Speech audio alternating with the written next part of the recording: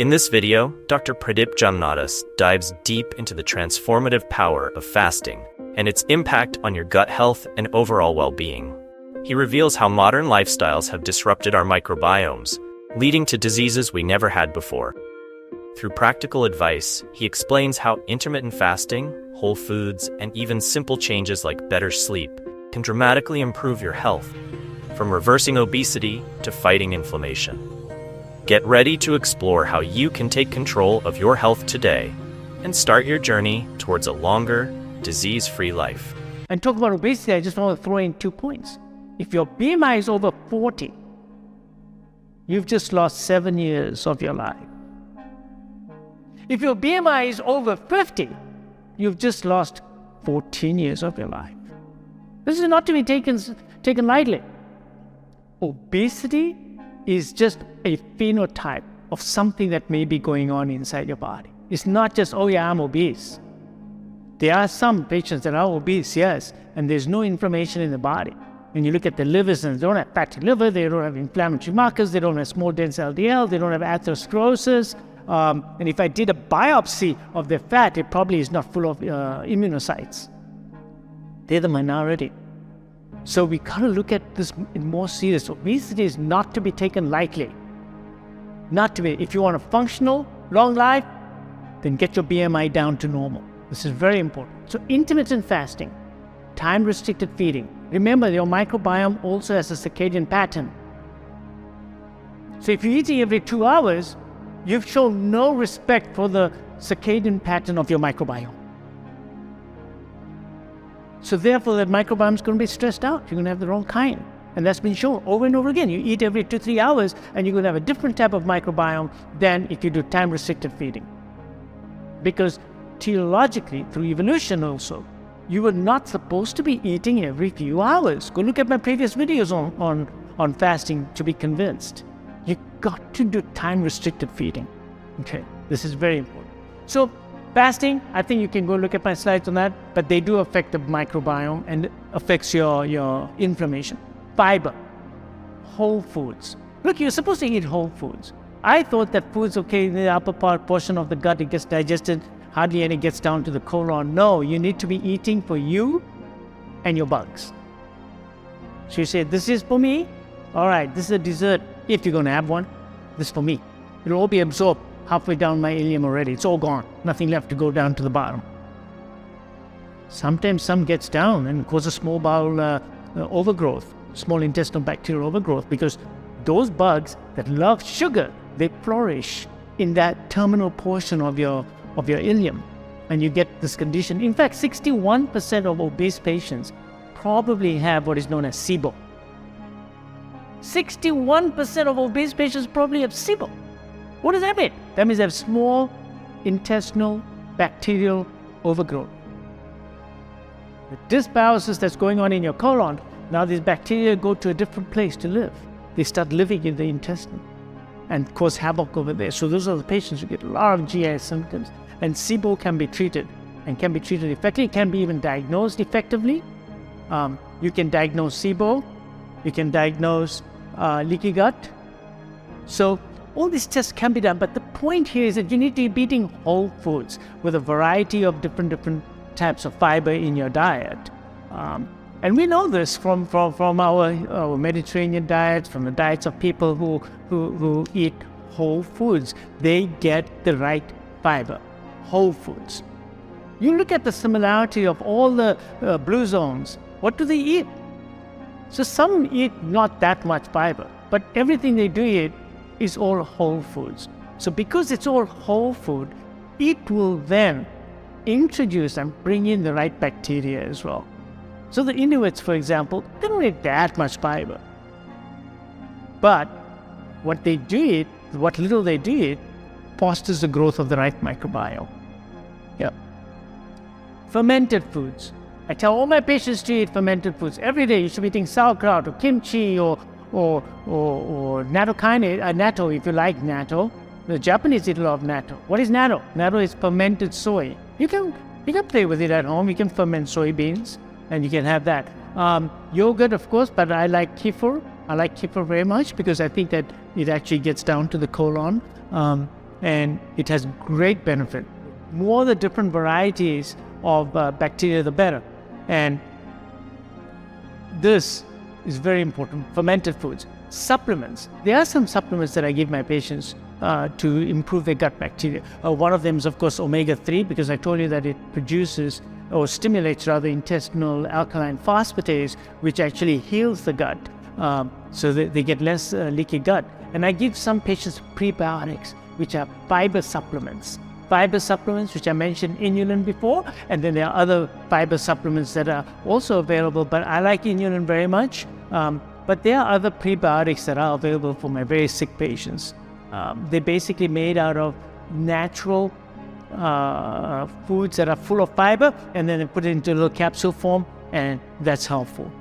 No processed oils. That means no omega-6 and omega-9, which is found in processed oils. So there's a separate talk on processed oils. That's not natural. You don't find that in nature. Yes, you find some polyunsaturated in nuts, for example, but the proportions are less. Even olive oil has some omega-6 in it and a little bit of omega-9 in it, but the proportions are much less. So nature, when it packages things together, it does it very nicely. So olive oil is not all monounsaturated as most people think it is. It's not. Only a proportion of it is polyunsaturated, and it's got monounsaturated in it. And there's even some saturated fat in it. So there's a mixed proportions in it, and everything is. Bottom line is, it must not be processed. Anything that comes from a factory is not right. If that oil was made in a factory, it's suspicious. So I don't like. Because what do? Because these oils will be consumed by your bacteria. But by the way, we in that big oil spill that we had in the Gulf, how did they fix it up? How did they clean it up? All that's oil, right? So along came bacteria to the rescue. It threw a bunch of bacteria that are oil-consuming bacteria, and they consume that oil. See? So bacteria can actually consume a lot of things.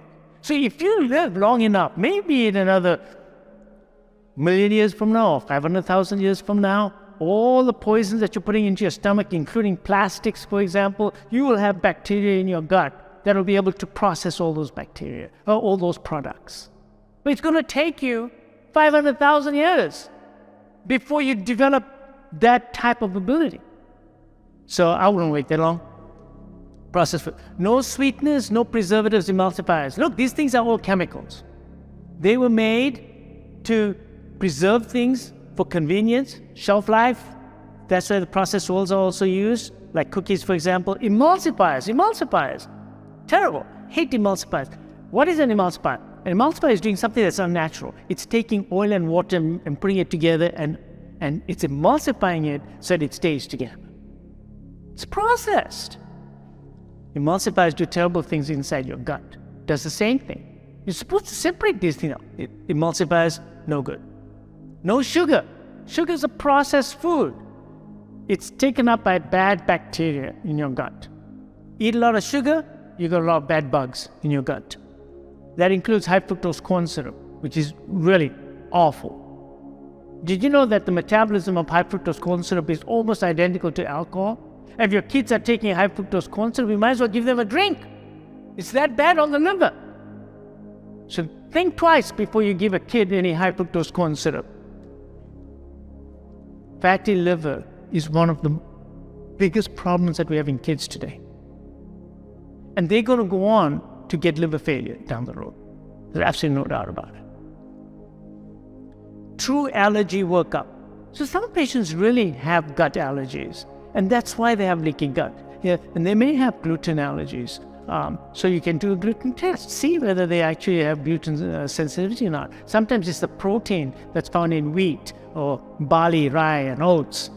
But you can run those tests on some patients. But you know what? In my experience, doing this now for a few years now, I find that the allergies is a little overblown. And a lot of people are going on to this gluten-free diet and saying some are feeling better, some are not feeling any better. They go on a gluten-free diet and then they're eating processed foods, because there's a lot of processed gluten-free foods. So, if you think you are gluten sensitive or allergic, just do the blood test. It's a clear-cut, nice blood test that's available. and then you can do some exclusions. That means you do everything else, you exclude one group of foods and see how it is. So you gotta have patience and have a provider that's going to work with you to see whether you in fact have a true allergy or not. Next one is sleep. Now, what's sleep got to do with the bacteria? Do bacteria need sleep? Answer is yes, they have a circadian pattern as well. And sleep will change your autonomic condition, will give you sleepy, leaky gut. So one night of no sleep, bad sleep, increases LPS levels in your blood. Bad sleep patterns are inflammatory. There's no doubt about it. We know that. There's increased sympathetic output from the brain. As far as the gut is concerned, you do get leaky gut. So you really have to repair the gut lining. To do that, 7 hours of good sleep. If you're not waking up in the morning feeling refreshed, there's something wrong with your sleep. You need to go see a good sleep physician. Now, that doesn't mean you have obstructive sleep apnea only. Sleep hygiene is important. Sleep apnea simply means that, okay, you're choking at night because of your increased body mass, or maybe your turbinates are all blocked and you've got nasal congestion at night. And by the way, this is happening in kids too. Huge problems with sleep. Why? Because their guts are leaking, and therefore they're getting inflammation, they're getting mucosal thickening, they're mouth breathing.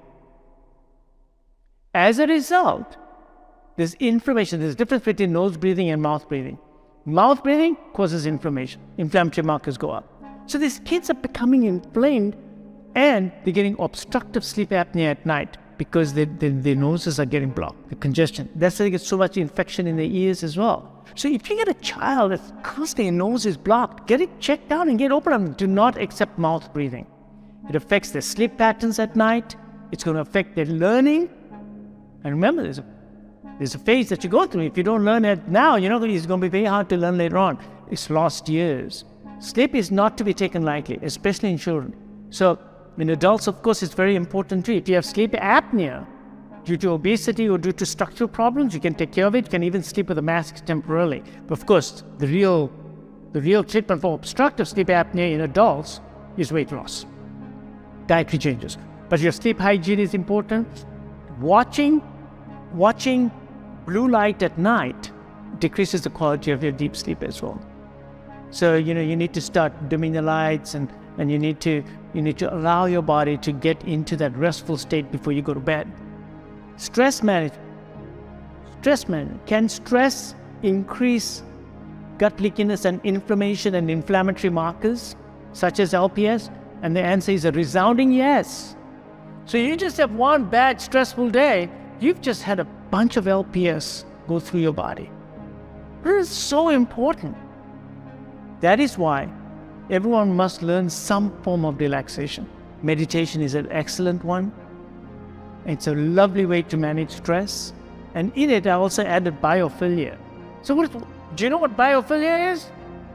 So biophilia is a great word. Bio means life, or the environment. Philia means love. So when you go for a walk in the mountains, in the hills, or a meadow, or a park, or even on a beach, why do you feel so good? Is it just because, I went out for a walk? No, because you could have gone for a walk in the concrete jungle of downtown, and I don't think you'd feel that good. But biophilia is something special, a feeling of restfulness, of wonderful feeling that you get. Why is that? It's because you're also getting bacteria out there. With every breath that you're taking in millions of bacteria. Did you know that? I mean, you think that we are so clever here, we wash our hands with alcohol and we have this AC going on and everything else. But actually the air in here is not as good as the air outside. You actually absorbing, taking in bacteria. You want that because you want that biodiversity in your body, because the body is always looking to say, okay, how can I become stronger? How can I become better? Each breath that you take in takes in millions and millions of bacteria. One drop of ocean water has 1 million bacteria in it. Maybe that's why you're feeling so good when you go for a swim in the river, or go for a swim in the ocean. Because your biophilia gives you the microbiome changes that you're going to need to optimize it. What's missing? Okay, these guys are missing, they all come in. These guys I got plenty of, I don't need these guys. 99.9% of the bacteria out there are harmless to human beings. but we've treated them like enemies, and we've tried to demolish them by starving them out and killing them with antibiotics. And unnecessary, agents such as these hose pipes that are made of these special type of plastics that kill bacteria. Why? What are you going to achieve by doing that? See? So biophilia is really important. Putting yourself in the environment, changing your environment, very important. Exercise. Now, exercise we did talk about a little bit. So why is exercise so helpful? Does your gut flora change when you exercise? The answer is yes. So we know the exercise is good for the cardiovascular system. Did we work it out exactly why? Nobody really knew exactly why exercise is so beneficial for cardiovascular disease.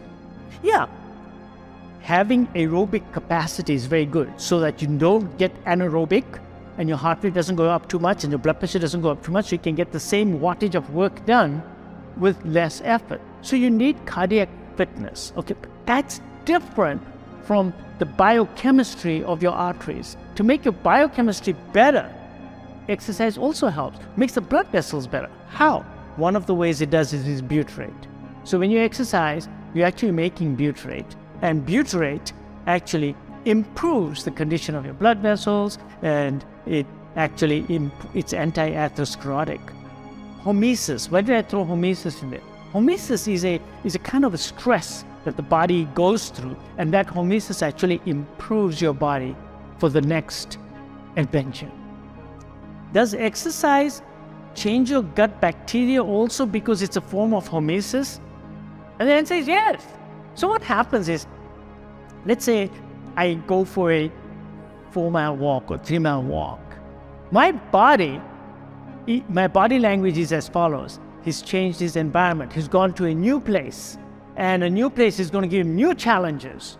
So I got to prepare for this. And a new place is going to have new bacteria. I need to prepare for that. See?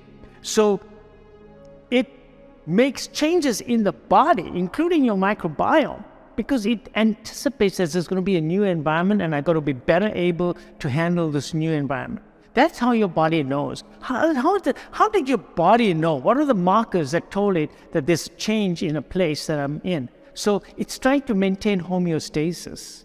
So whenever there's some degree of challenge to your homeostasis, there's going to be an improvement in your immune system. And atherosclerosis is an immune problem. It is an immune problem. It's an inflammation problem. So hormesis is necessary. Some form of stress. Exercise. Fasting is hormesis. What else do I do? Besides fasting and exercise, I do hot sauna. Okay? Sauna has been shown to reduce sudden cardiac death by more than 50% if you do it 3 to 4 times a week. And yeah, it's got to do with heat shock proteins and everything else. I don't have data on the gut bacteria. But if you're interested in research, and it seems like you are, then go and do some research on that. I bet you'll find that eventually they're going to find that sauna also makes changes to the gut lining and your bacterial flora. That's how it is anti-inflammatory.